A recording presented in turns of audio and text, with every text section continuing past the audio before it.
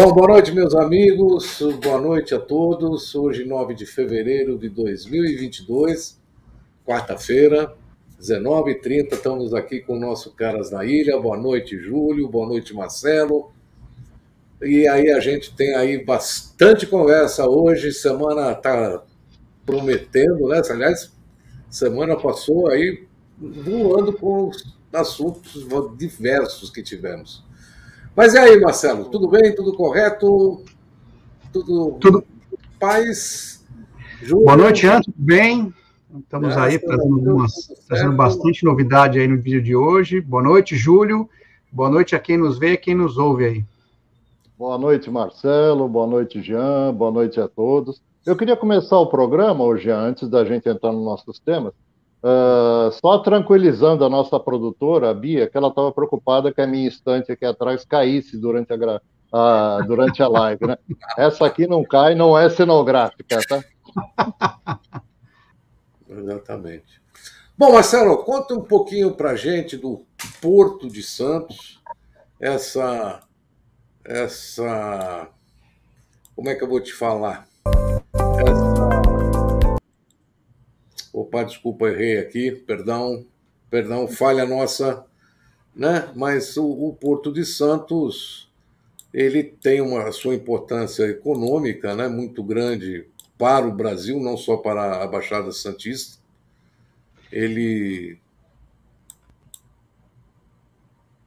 Alô? Oi, tá me ouvindo? Posso falar? Posso começar? Jean?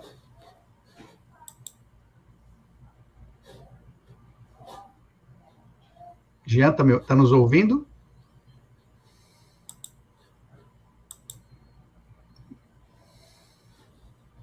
Está ouvindo, Júlio? Estou ouvindo bem, estou ouvindo bem. Então, acho que eu vou começar, Isso, enquanto o Jean ajusta lá. A ideia da pauta dessa semana foi trazer aí as comemorações aí dos 130 anos do Porto de Santos e falar um pouco dos impactos, né, econômicos gerados pelo Porto na nossa cidade, na nossa região, né? Só para dar uma introdução, vamos começar pela história, né, do Porto, né? As atividades comerciais marítimas de Santos remontam desde o início do século XVI, né? Mas somente em 1869 o governo decidiu tomar providências para a construção nos diferentes portos do Império de docas, armazéns para carga, descarga, guarda e conservação de mercadorias de exportação e importação. E aí, para isso, ela buscou investimentos na época da iniciativa privada, ou seja, ela fez concessões e, em troca, permitiria a exploração dos portos por até 90 anos.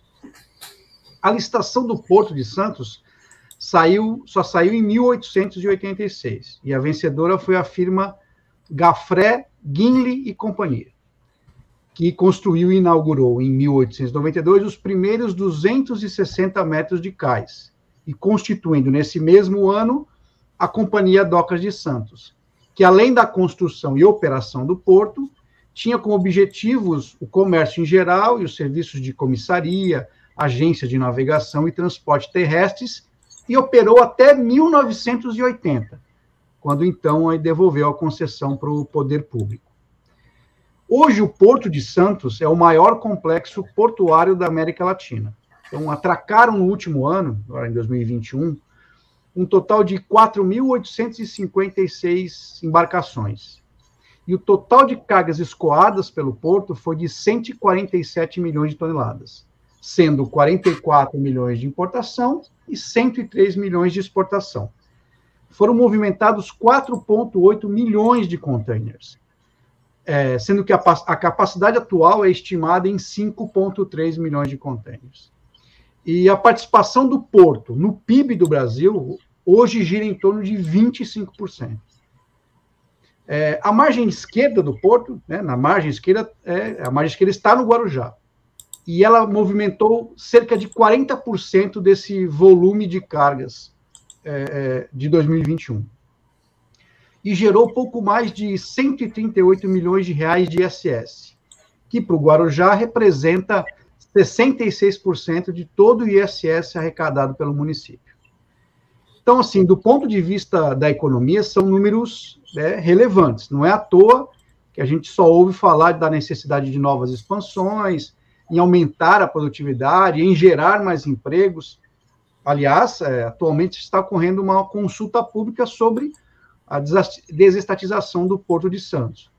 Eles querem fazer por meio de uma concessão de 35 anos, em que o vencedor vai ter que investir em acessos rodoviários, sistemas, infraestrutura, bem como no aprofundamento e manutenção do canal de acesso. Mas, como cidadãos, é preciso lembrar que todo ganho econômico e financeiro traz riscos, e a operação portuária não é exceção. O porto, como a gente sabe, ele é um ente federal, mas os impactos de um porto recaem sobre as cidades que os abrigam.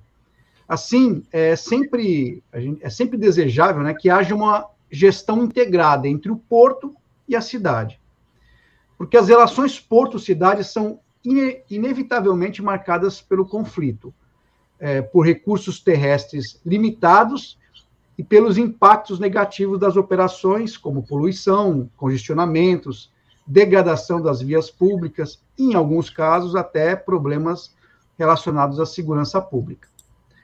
Nos riscos ambientais, por exemplo, está a exposição a contaminantes atmosféricos, como as emissões de gás carbônico e óxidos de enxofre e nitrogênio e material particulado com forte impactos, né, locais na saúde, bem-estar e na qualidade de vida das populações que estão no entorno, né?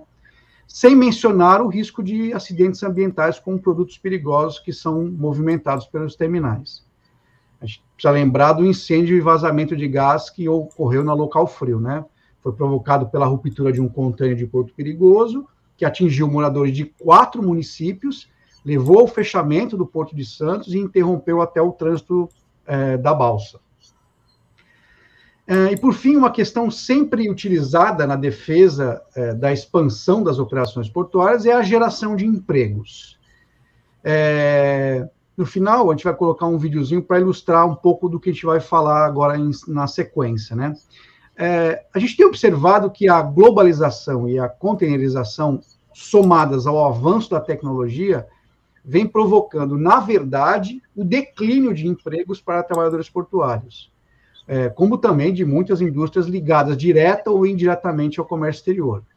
Mas, no caso dos portos, em especial, a redução dos ganhos econômicos para as cidades tem se dado principalmente por 2 fatores. O primeiro é a tendência de migração das atividades retroportuárias e industriais para áreas mais distantes do porto, ou mais para o interior do país.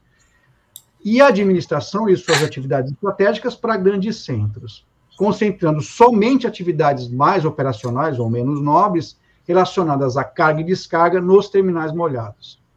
O segundo fator está relacionado aos chamados smart ports ou portos inteligentes, que a gente vai ver no vídeo, que nada mais são do que a intensa automação das áreas operacionais, que tem reduzido a necessidade de mão de obra, uma vez que um terminal considerado moderno hoje é intensivo em capital e requer uma pequena quantidade de mão de obra qualificada para operar. E o cenário tende a piorar com o avanço de tecnologias como a inteligência artificial, Big Data, blockchain e internet das coisas. No vídeo, a gente vai ver alguns portos que são completamente automatizados, que inclusive são chamados de portos fantasmas, né? Então, considerando o caso específico de Guarujá, é preciso cautela na aposta do crescimento econômico baseado na expansão do porto e das retroáreas. Propor projetos que associem o porto com o turismo e serviços talvez faça mais sentido. Como, por exemplo, a revitalização de áreas portuárias que aconteceu em outros países, até no Brasil mesmo, aconteceu no Rio, e associá-las ao desenvolvimento de novos clusters econômicos, como o turismo de eventos, esportes náuticos, museus históricos e polos comerciais, gastronômicos e culturais, talvez sejam mais adequados e alinhados à vocação do município quando falamos em geração de emprego e renda. Acho que é legal agora colocar, se o Jean conseguir colocar o vídeo para a gente ilustrar um pouco do que eu falei.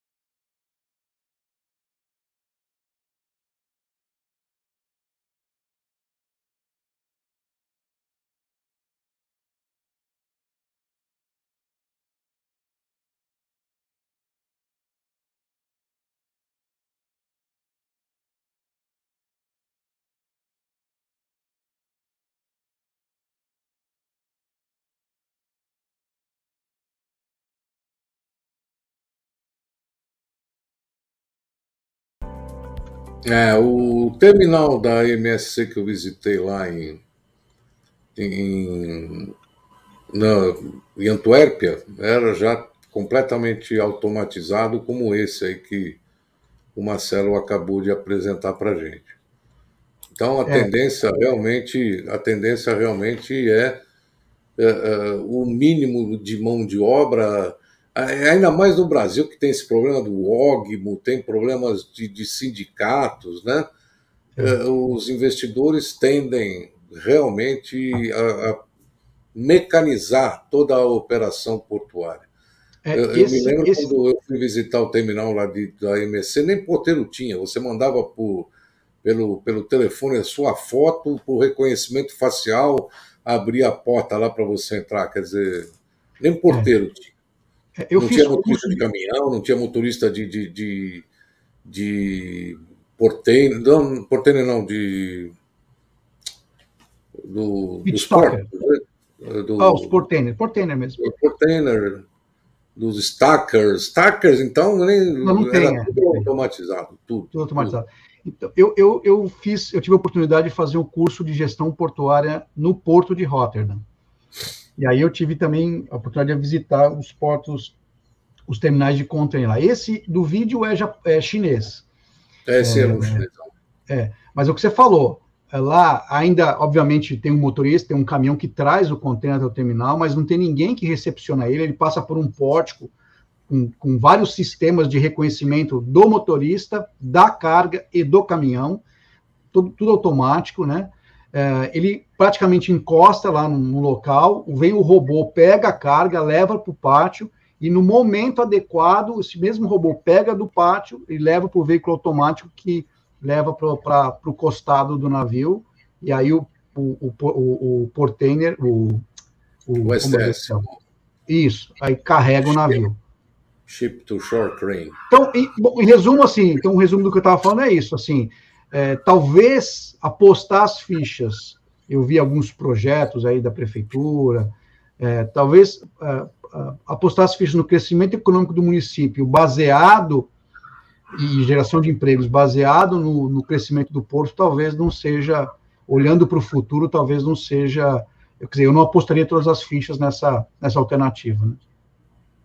Dizer que vai criar gerar muitos empregos em função da atividade portuária em si, não. Talvez a retroárea gere um pouco mais de emprego, né?